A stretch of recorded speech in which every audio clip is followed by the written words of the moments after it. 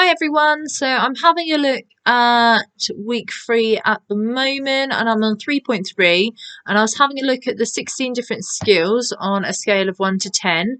I actually have a degree in radio from Bournemouth University. I was the first cohort to ever do radio at Bournemouth University, and this was back in 2011. So obviously in 10 years, 11 years, technology has changed an awful lot since then. So I was going to have a look at these skills and how it would relate to what I was doing back then. Obviously, I'll start with reasoning. Now, reasoning was dependent on what topic you were doing on air.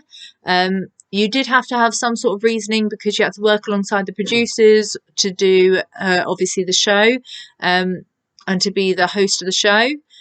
So it did take some sort of reasoning there, and actually we did have quite a lot, even though we never had an examination, we had quite a lot of coursework and a lot of practical elements to it as well. So you had to reason about project, like time management was the big one. So if your show was even 20 seconds longer or 20 seconds shorter than it should have been, that would be 20 seconds of dead air.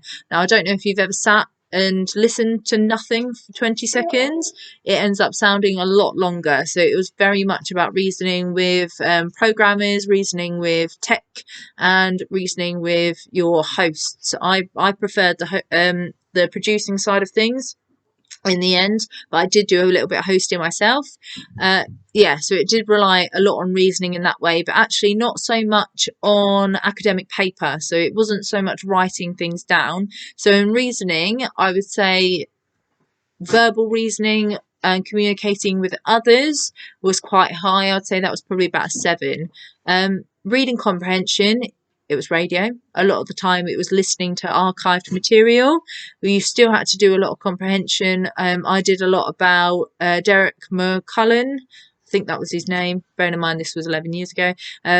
He did a lot of Larry the Lamb back in the day of BBC Radio, way back, and he used to do a lot of stories for children, but they would discuss more heavy subjects like death, and they would do it in a child's way. So reading comprehension, they're actually involved quite a lot, and I think in any university course, even theatre, reading comprehension would be quite a high one. So I'd scale that as probably a say about a 9, because if you are really struggling with the reading comprehension, there are people that you can talk to. General mood in radio, if you are a host, your general mood was imperative. Like, you had to host that show, you had to be sitting in the room with that person even though you weren't. So in general mood, if you were the host, that would be a 10, because if you weren't in the mood, that would affect the entire people on your show.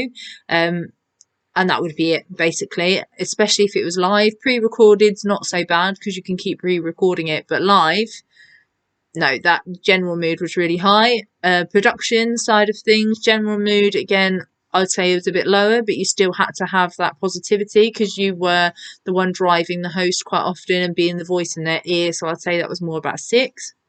Processing speed, you had to be quick on technical, you had to be quick on physical, you had to be very quick to know if something was going wrong. We had a live element to our degree where we had to do a broadcast live outside. That was really hard. That was really hard because you had to be really tech savvy to be able to do that. Luckily I had a tech genius on my team and he was very good at doing it.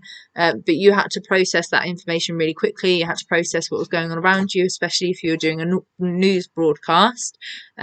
Spelling, that didn't really matter so much. So processing speed, I'd say, was a lot higher. I'd say that was probably about 7. Spelling in radio was not such a big issue because, again, it's a bit like I'm doing now. It's just sort of general chat. So spelling, I would say, in any course, if you really struggle with spelling, I'm dyslexic myself, so that's what spell check is quite often there for, and having a voice to read back your spelling as well. So I'd say spelling was more about 2. Interpersonal skills, I'd say 10. You had to become your own product. That's one of the reasons why I ended up leaving, because even though it was the same people physically that I started the course with, over the course of 3 years, it was a different person to come out of it, because you had to become your own brand. So quite often it involved a lot of, people pushing each other over, which I didn't really like. There was a lot of people that would go for internships and then just sort of undermine each other. It wasn't very nice. Maybe that was just the experience I had. I'm hoping that was just my experience of it. But yeah, you really had to have a lot of interpersonal skills, because it's about who you know, not necessarily what you know in that industry. So interpersonal skills, I would give about a 9. A 9, 10. Emotional management. If you were hosting a show, it depended what your topic was. Your emotional management did have to be key, because quite often, if you were the main host, you had to be unbiased. So a bit like Jeremy Vine. In the mornings, he's supposed to be quite unbiased to any view that is presented on the show. So did the host. So your emotional management, and you're not blowing up when things were presented as a challenge towards what you were either presenting or to what you believed in. Your emotional management had to be really high. You couldn't show that you were sort of bubbling and simmering over.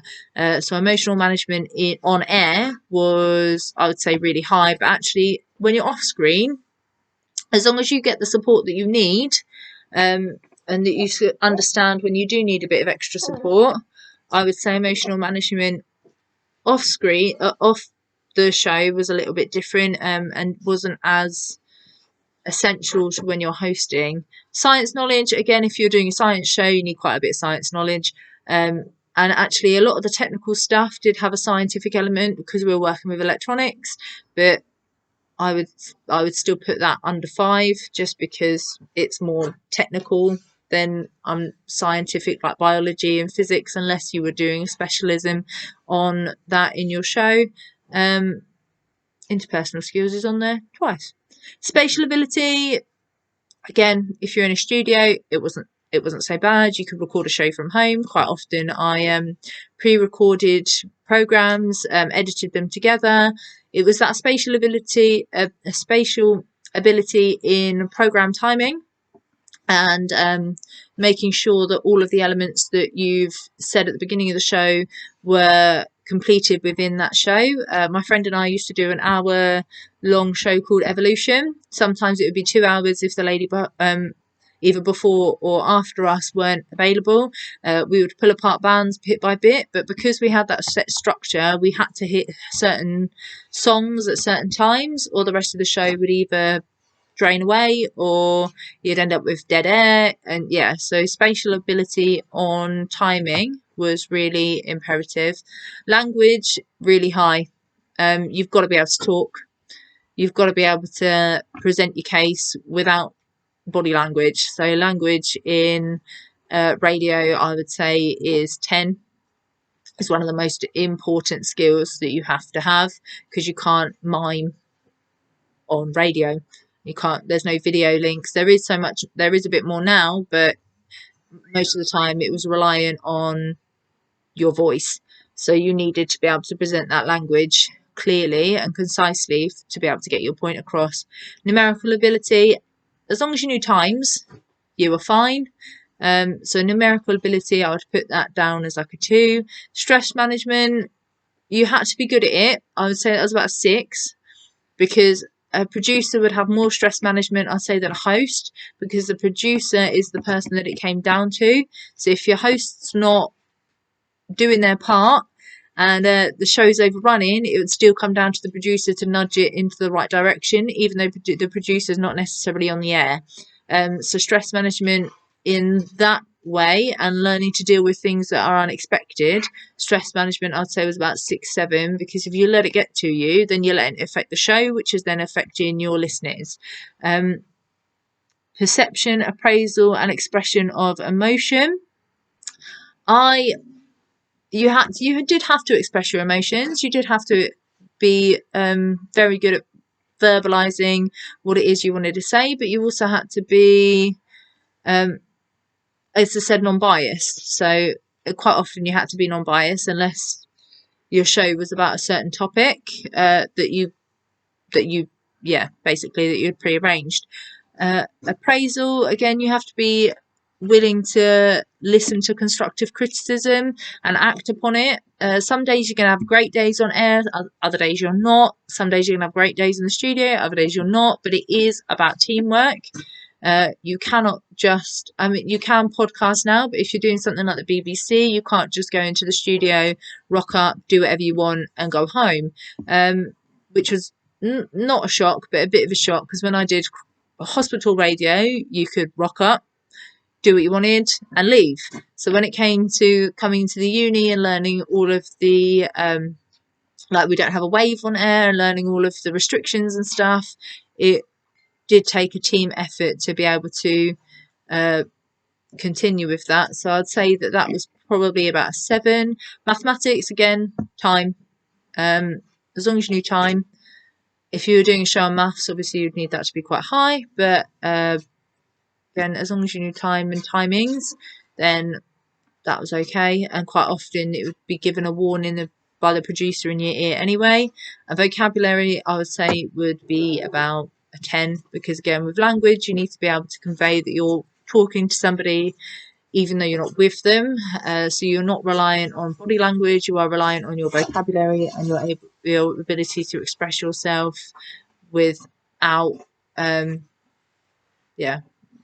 ability to express yourself without seeing someone. I will one day start editing these so you don't have to listen to me ramble so much, but that's what I would do. I hope I've done that correctly. That's kind of how I interpreted it. But yeah, I'd say vocabulary was definitely, and language were the highest ones for a radio degree. Bye.